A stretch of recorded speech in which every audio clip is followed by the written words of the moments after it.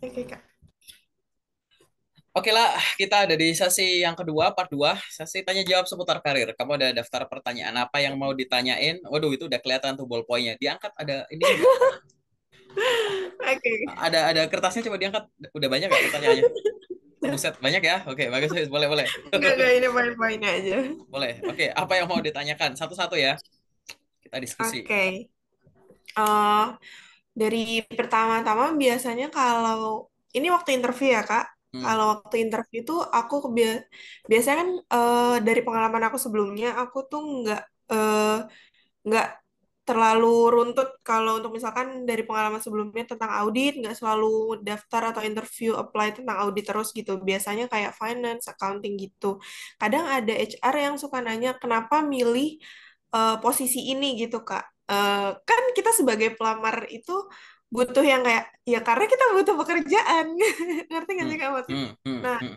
cara jawabnya yang oke untuk seorang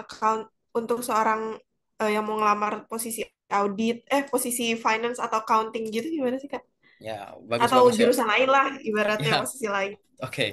Aku jadi keinget seseorang ya, beberapa bulan yang lalu tuh nanya pertanyaan persis gitu. Jadi kayak gitu. Oke. Kak, aku ditanya, kenapa ngelamar posisi ini? Kan dalam hati gue kayak pengen banget ya, ya terserah gue dong mau ngapain dong. Gitu. Ya ini lebih lebih rada bener ya gitu. Kan kita lagi butuh kerja. Kalau temen gue yang tadi terserah gue dong mau ngelamar apa gitu. Sama aja. Jadi gini, kalau ditanya kenapa kamu ngelamar di posisi ini, ya semua HRD semua orang juga tahu kalau kamu job seeker berarti kayak pengen kerja gitu. Tapi Hmm. biar kamu kelihatan profesional, hubungkan tiga info ini. Satu, keinginan. Hmm. Dua, kesempatan.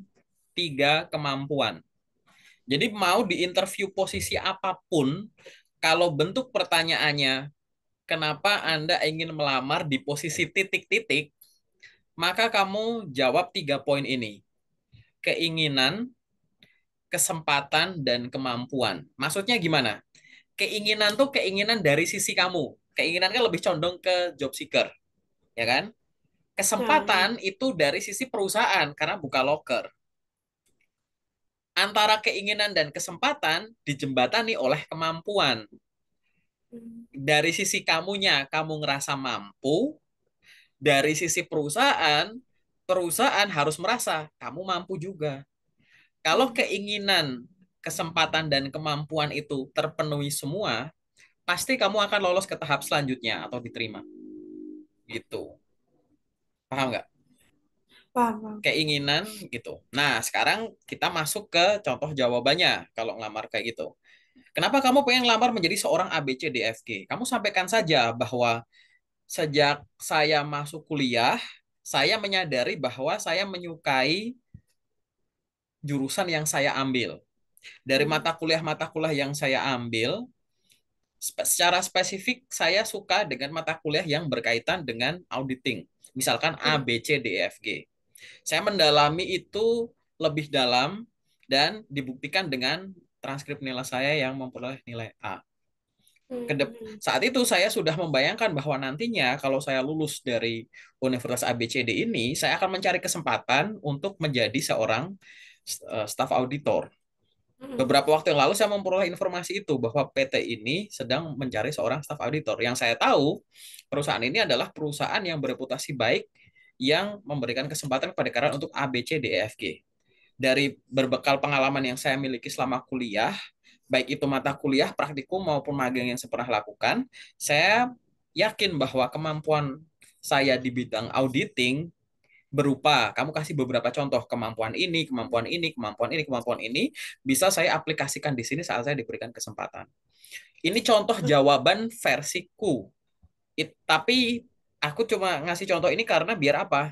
Biar tiga poin ini tuh dimention sama kamu. Dari sisi kamu pengen, tapi nggak cuma bermodal pengen, tapi aku di audit itu aku bisa loh, gitu. Hmm. Aku bisa ini itu, aku pengen dan aku bisa. Karena kalau kamu cuma sekedar bisa pengen saja, nggak bisa gitu, soal ini.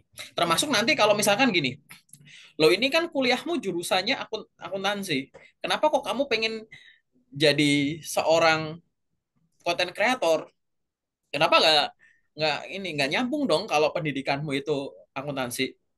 Padahal faktanya adalah kamu ternyata selama kuliah di jurusan akuntansi, kamu nggak punya kerjaan jadi freelance content creator gitu misalkan, atau part time content creator di suatu tempat gitu. Kamu sampaikan aja. Atau misal kamu punya usaha content creator sendiri gitu. Kamu Hmm. sampaikan, betul Bu, pada saat saya kuliah, memang saya kuliah saya di bidang akuntansi, saya mengambil S1 akuntansi.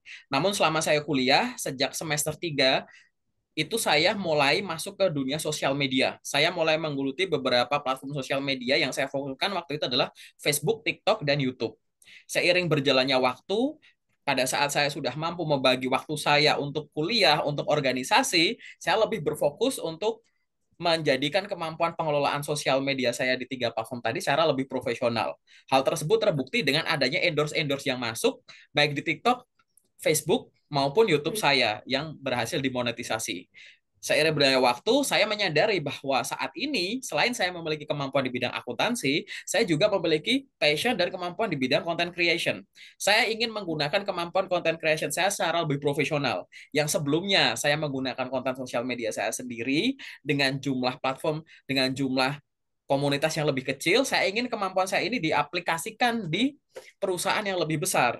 Saya ingin diberikan kesempatan untuk bertanggung jawab mengelola sosial media yang dimiliki oleh suatu perusahaan agar saya bisa membantu untuk mencapai target dari perusahaan tersebut. Entah meningkatkan brand, awareness, maupun meningkatkan jumlah pembelian dengan kemampuan yang sudah saya miliki gitu. Nggak masalah gitu. Oke. Gitu. Cara ngebelokinya tuh begitu. Paham kan? Iya. Gitu. Berarti harus mungkin banyak kata-kata yang harus relevan sama apa yang kita mau lamar kan ya Kak? Betul. Berarti. Iya, betul. Gitu. Tapi Dan mungkin itu butuh biasanya kalau latihan. lagi Mhm. iya, kalau biasanya kalau lagi interview tuh kita udah nge-prepare apa yang mau diomongin atau enggak apa yang semestinya bakal dijawab dan bakal ditanyain. Tapi ada kalanya kayak ada yang tiba-tiba nggak kepikirin, maksudnya nggak terfikirkan sebelumnya. Nah, Terus jadi kayak kita harus nyari nyari ide lagi kan buat nah, jawab itu. ya, Gitu. jadi gini, kalau itu terjadi sama kamu, berarti sejauh ini metodemu dalam belajar interview itu ada yang salah. Apa itu Hmm. yang salah? Pada saat kamu belajar suatu interview, entah HR atau user begitu ya, jangan pernah berusaha untuk menghafal jawaban atau menghafal pertanyaan. Karena kalau kamu sejak awal menggunakan metode menghafal, nanti kamu buang-buang waktu sendiri. Nanti kamu ibaratnya melatih, oke lah secara positif melatih kemampuan hafalanmu. Tapi sambil kamu melatih kemampuan hafalanmu, kamu itu jadi menurunkan kemampuan kepekaanmu. Karena setiap orang yang belajar interview dengan cara menghafal, lama-lama nanti dia jadi nggak peka. Nggak peka apa? Kalau bentuk pertanyaan dirubah sedikit, kamu jadi bingung. Karena Oh di iya. interview itu dengan HR atau dengan user seringkali beberapa bentuk pertanyaan yang beda-beda itu menanyakan hal yang sama. Hmm. Jadi Oke. pertanyaannya beda-beda bentuknya, tapi intinya ini minta kamu jelasin skillmu kok gitu. Pertanyaannya beda-beda tapi ini nanyain terkait dengan rencana ke depanmu kok gitu. Bentuk Hmm. pertanyaannya bisa beda-beda. Nanti harus jadi nggak peka gitu.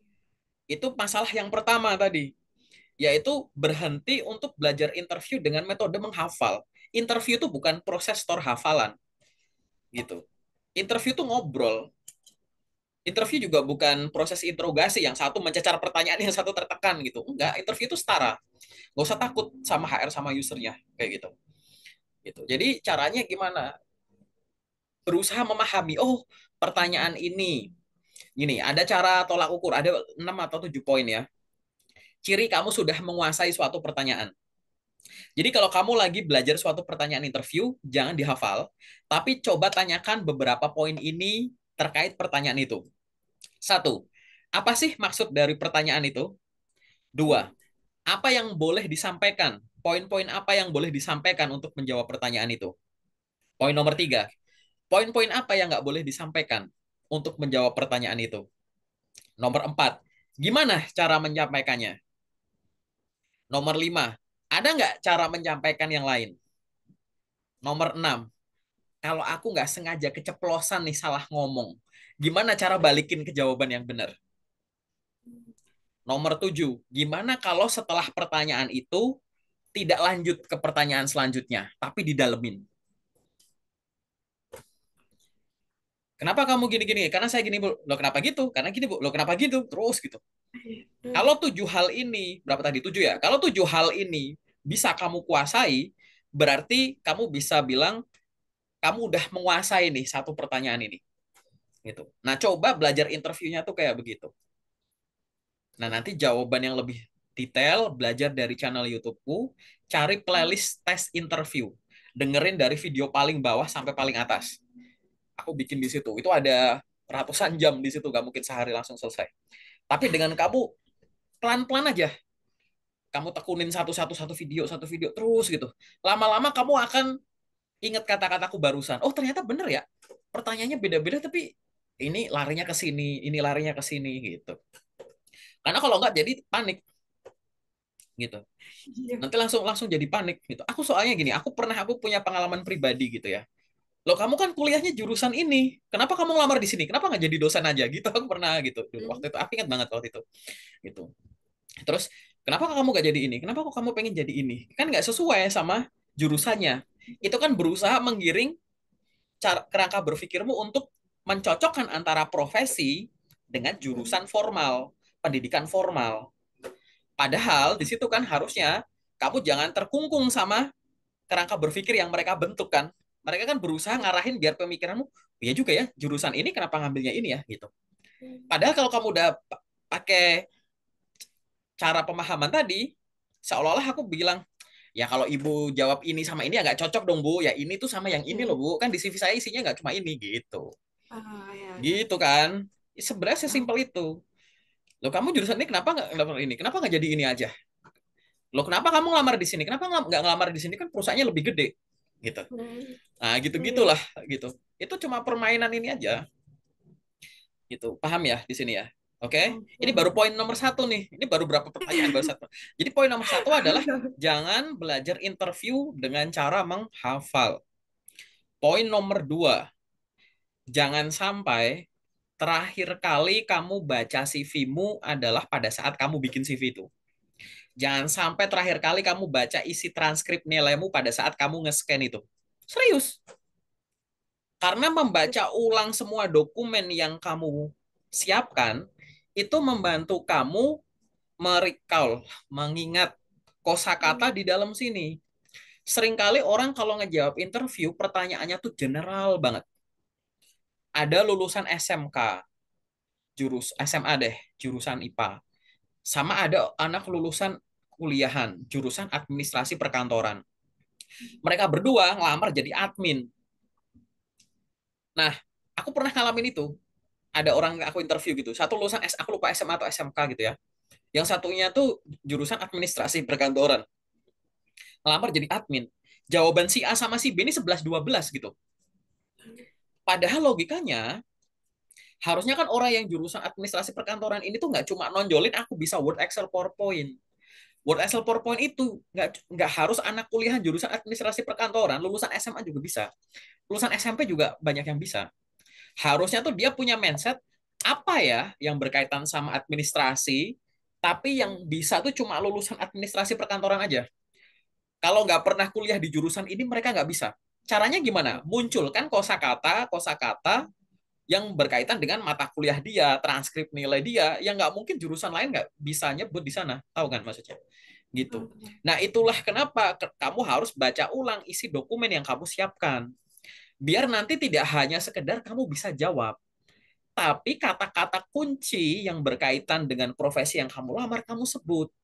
Jangan sampai orang berharap istilah-istilah accounting tuh banyak yang muncul dari mulutmu tapi enggak gitu.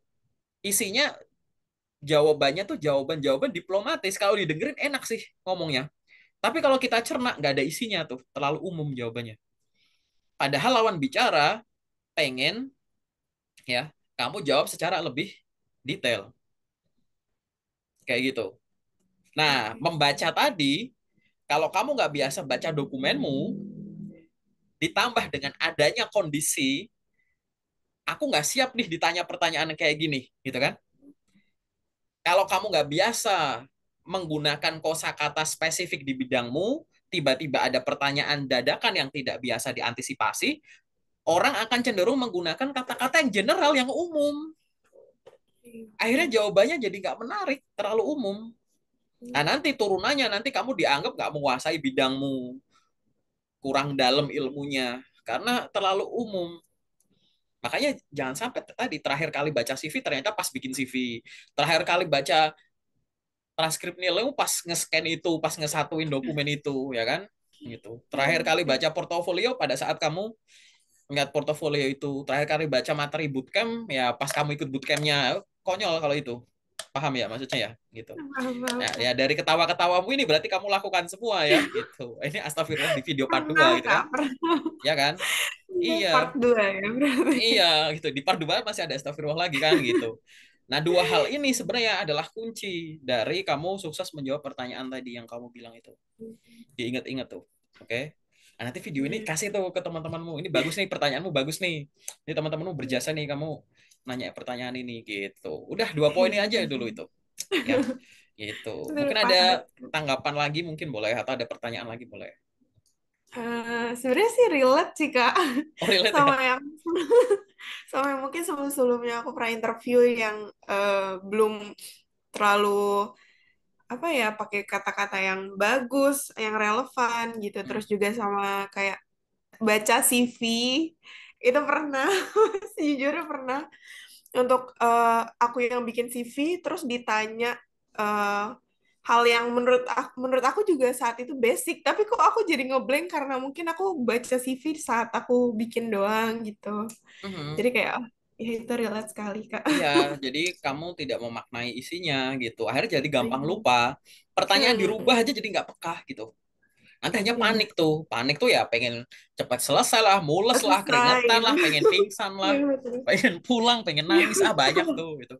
Iya, nanti Betul, kemana-mana. betul. Belibet nanti belibet. Mulai banyak fillernya, ngomongnya banyak banyak apa tuh. Terus jadi penari Bali tuh, matanya kemana-mana gitu langsungan gitu kan. Jadi banyak senyum aja gitu Iya Kak. gitu, ntar ngeblank ya gitulah. Oke, Iya ya. sih. Ini Nah cocok sih gitu. betul. Ya, apalagi kira-kira. Hmm, kan dari pengalaman ada lagi pertanyaan dari pengalaman aku sebelumnya yang pernah aku kerja itu Hmm? sebenarnya bisa dibilang kerja tapi itu eh, project per project Kak. Jadi bukan yang tetap banget tapi juga itu tuh valid gitu kalau ini pekerjaan per project gitu gimana ya ngomongnya. Pokoknya Pengalaman project pekerjaannya nggak termasuk lama. pengalaman kerja. Ah Aku ya. ulang ya. Pengalaman kerja itu ada banyak jenisnya. Baik itu kamu yang nanti kerja kantoran, entah itu udah jadi karyawan tetap, karyawan kontrak, daily worker, freelance, part-time, termasuk project base kayak begitu. Itu termasuk pengalaman kerja. Bahkan usahamu sendiri, bisnismu sendiri, pengalaman kerja. Jadi asisten dosen, pengalaman kerja gitu. Jadi itu termasuk kamu kalau nulis di pengalaman kerja gitu. Misalkan kamu nulis PT A B C D E F G, konten kreator, terus dalam kurung project based gitu misalkan. Boleh. Hmm. Itu tetap pengalaman kerja gitu. Oh iya. Ya, di pengalaman kerja aku sebelumnya kan per project itu hanya batas waktu itu 1,5 tahun, Kak. Kira-kira 6 bulanan, 6 bulan paling lama 7 bulan lah. Terus aku pernah dapat interview HR-nya tanya kenapa ini eh, batas waktunya segitu aja gitu. Terus nggak lanjut kah atau emang aku yang eh, udah nggak mau berlanjut atau emang dari perusahaannya yang udah selesai gitu kan. Nah, itu jawabnya Oke. gimana ya? Karena Oke. kita kan itu kan hanya untuk dapat kerjaan ya udah gitu loh. Maksudnya nggak Itu untuk lanjut apa gimana. itu pengalamannya waktu masih kuliah atau setelah lulus kuliah? Setelah lulus. Jawaban pertamaku, ya makanya di CV-nya dikasih keterangan itu project kayak gitu. Ah, oke oke. Kalau di CV-nya ada tulisan project based tadi, gak bakalan kamu ditanya itu. Atau kalau udah ditanyain itu jadi gampang kan dikasih keterangan. Gini ya, suka nggak suka, mau nggak mau, kamu akan dinilai dari apa yang tertulis dulu. Hmm. Jangan berharap HRD itu tahu tahu kamu, nebak kamu berdasarkan penampilanmu gini nih misalkan, gitu. Hmm. Misalkan kamu lulusan kuliah kan, Tapi yang di CV yang kamu tulis cuma sampai SMA doang, kuliahmu dihapus. Kira-kira HRD tahu nggak kalau kamu itu lulusan kuliah? Enggak pasti. Kamu akan dianggap lulusan SMA, ya gitu maksudnya. Kalau emang bentuk kontrak kerjanya itu project based, tulis aja project based. Karena kalau nggak dianggapnya apa? Ini kenapa pendek-pendek? Berarti nggak cocok kah? Apa dia tuh loncat pindah-pindah kah? Atau nggak pernah cocok di lingkungan apapun, kamu sampaikan. Tapi kalau udah ada kata project based tetap ditanya, ya kamu jawabnya jadi lebih enak. Nah nantinya setelah kalian kan udah ada di sini nih, setelah ini benerin kata-katanya. Nanti kalau ada HRD yang mungkin dia nggak baca tulisan project base-nya tadi, butuh dijelaskan, gitu, kamu jawab dengan tenang. Karena ketenangan itu yang membuktikan kamu tuh jujur dan menguasai bidangnya. Kamu sampaikan nggak masalah. Mbak Ibu, saya memiliki 5 pengalaman berbasis project. Jadi periodenya memang pendek-pendek, rata-rata 6 bulan saja. Itu saya ambil sejak saya lulus kuliah, karena saat itu yang saya pikirkan adalah saya ingin mengambil kesempatan kerja di bidang ABCD, bentuk kontraknya bagaimanapun saja akan saya ambil, karena saya ingin meningkatkan kemampuan saya saat itu. Sehingga waktu itu saya dapat beberapa proyek yang berasal dari dosen saya. Saya dilibatkan untuk melakukan ini, saya dipercaya untuk melakukan ini, melakukan ini, melakukan ini. Dan memang benar itu proyeknya memang rata-rata 6 bulan. Udah selesai. Kayak gitu. Nggak masalah. Pendek-pendek supaya oh ya udah paham. Gitu. Kalau itu magang, kamu tulis magang nggak bakal ditanya. Ya nggak? Magang malah nggak 6 bulan loh. Magang ada yang 3 bulan, ada yang 2 bulan, ada yang Iya. sebulan. Ada sebulan, ada 12 gitu. Loh ini kenapa pendek-pendek cuma sebulan-sebulan gitu. Kamu kasih keterangan internship gitu. Atau nanti misal ada admin intern, finance intern gitu. Sebulan-sebulan tuh ada 12, nggak bakal ditanya gitu. Karena kamu sampaikan saja gitu. Saya menyadari bahwa saya merupakan seorang fresh graduate yang masih minim pengalaman. Sehingga saat itu setiap kesempatan yang diberikan kepada saya yang berkaitan dengan accounting maupun finance akan saya ambil. Kebetulan waktu itu yang saya miliki, yang saya peroleh adalah pengalaman internship. Pada saat internship satu udah mau selesai, ada lagi Bu, ada lagi. Sehingga berturut-turut selama 1 tahun. Enak ngomong begitu. Pede ngomongnya gitu. Padahal kalau bahasa kasarnya, itu kan udah ditulis internship Bu, pakai nanya gitu kan, ibaratnya Iya, kan iya, gitu. betul, betul. Gitu. Tapi kan kalau kamu nggak nulis project base kan kamu nggak bisa dalam hati nggak bisa ngomong, Bapak itu ada tulisan project, Bapak nggak baca gitu kan nggak bisa ngomong gitu. Paham ya? Iya, Ditulis, paham, paham. jawabnya gampang, bener deh. Tenang, tenang, tenang, tenang. Tenang, tenang. Oke, oke. Tenang. Gitu ya. Oke. Apalagi kira-kira? Oke, Kak. Eh, ada lagi sih biasanya yang sering ditanya itu Hmm? tujuan 5 tahun ke depan. Wih, Itu tuh harus base sama apa yang kita eh, runtutin, yang biasanya kan kayak pengen setahun lagi pengen ini deh, setahun lagi pengen ini deh. Atau emang ada berkaitan sama rencana posisi yang kita lamar gitu, Kak. oke. Ini pertanyaan basic lagi ya. Ingat ya, ini kamu karena nanyain pertanyaan ini, makin aku wajibin selesaiin playlist tas interview ya. Pokoknya satu Oke. video udah ditonton, di komen, Kak, aku udah selesai. Tonton lagi, Kak, ini aku selesai, Kak. Terus gitu ya. Nih, kalau ditanya apa rencana berapa tahun ke depan, kamu harus bisa menjawab itu secara runtut memang. Runtutnya itu nggak harus langsung periode langsung 5 tahunan. Kamu boleh pecah-pecah tuh. Jangka pendek, jangka panjang, boleh. Boleh jangka pendek, menengah, panjang, boleh. Gitu.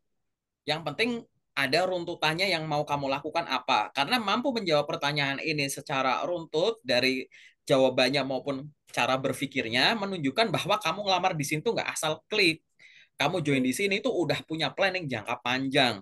Tetapi yang ditanyakan, apapun pertanyaan yang ditanyakan di momen interview adalah hal-hal yang berkaitan dengan kamu secara profesional.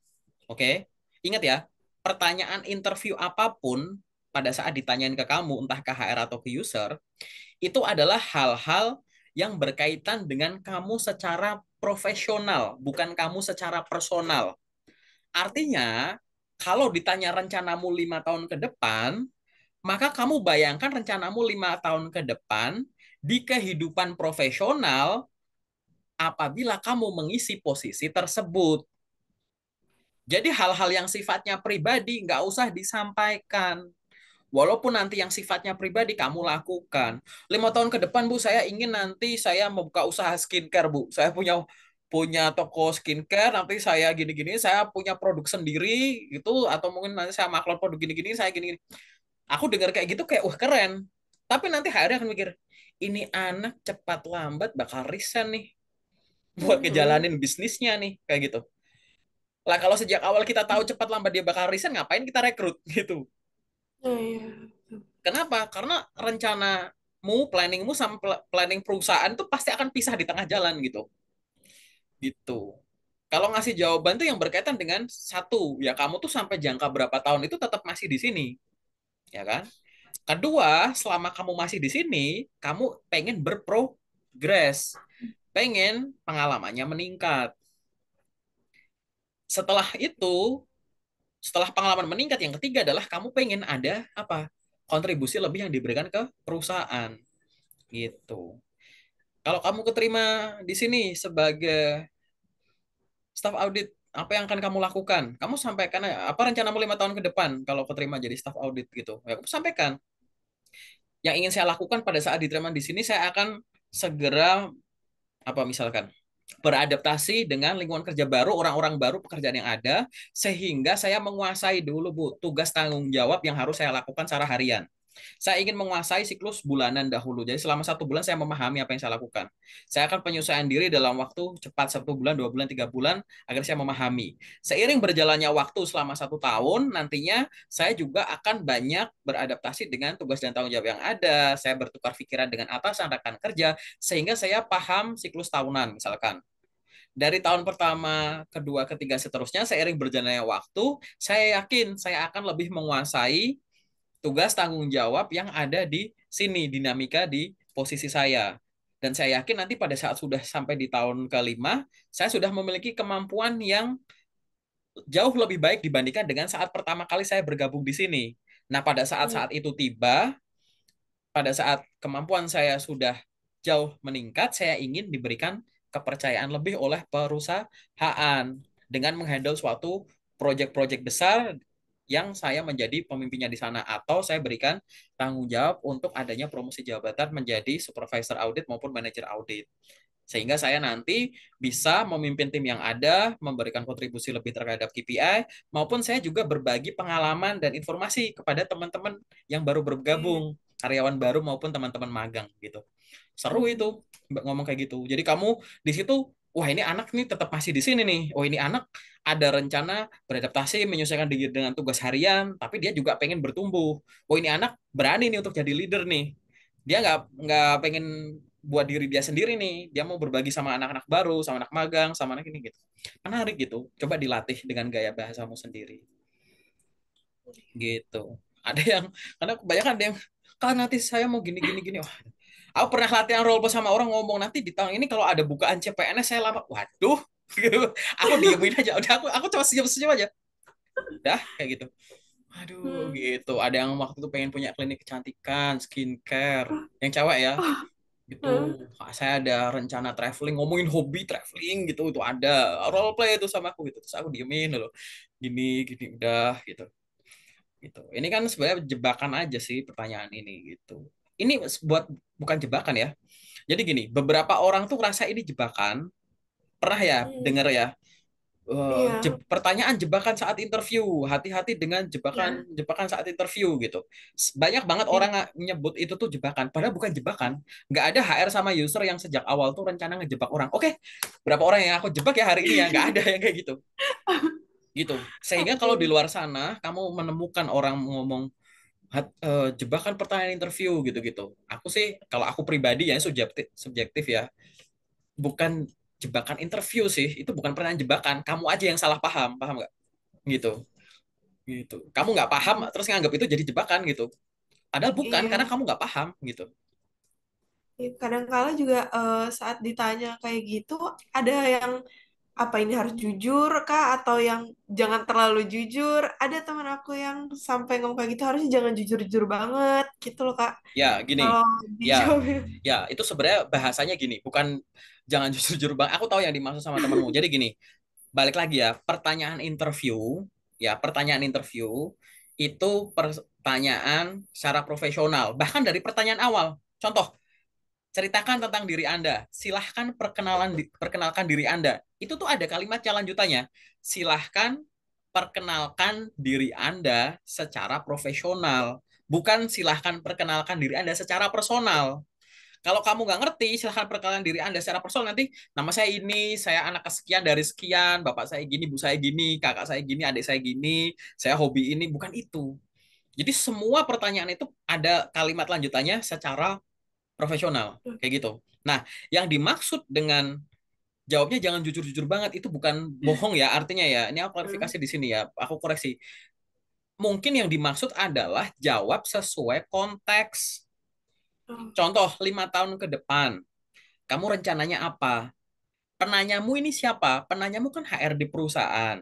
Berarti konteksnya adalah kegiatanmu 5 tahun ke depan yang berhubungan sama perusahaan ini dan profesi ini kan. Kalau di luar itu, setahun lagi kamu pengen jalan-jalan ke Alaska, 2 tahun lagi kamu pengen ke planet Merkurius, ya itu terserah kamu gitu. Paham nggak? Hmm. Ya, Itu paham. bukan informasi yang mereka pengen gitu. Jawab sesuai konteks itu mungkin yang dimaksud. Kalau jawab jangan jujur-jujur banget. Itu bukan bohong, tapi jawab sesuai konteks gitu. Bukan yang bohong ya, Ya, kayak ya, gitu. ya. Karena Oke. sebenarnya kayak gitu. Walau kalau aku ada rencana tadi, aku ada rencana bikin bisnis nih. Terus aku nggak ceritain, berarti aku bohong dong kak. Kan itu Hmm. rencana 5 tahun gitu. Tapi kan aku ada rencana bikin bisnis. Kalau aku nggak aku ceritain, aku bohong dong kak. Ya enggak gitu. Karena yang kamu supply adalah sesuai konteksnya, itu nggak bohong gitu. Paham ya? Ya, Gitu. paham.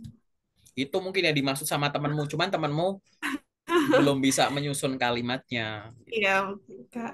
Iya, makanya kayak, Bukan bohong loh ya. Ingat ya, mau CV, ya. mau interview itu harus jujur. Nggak boleh bohong. Hmm. Gitu.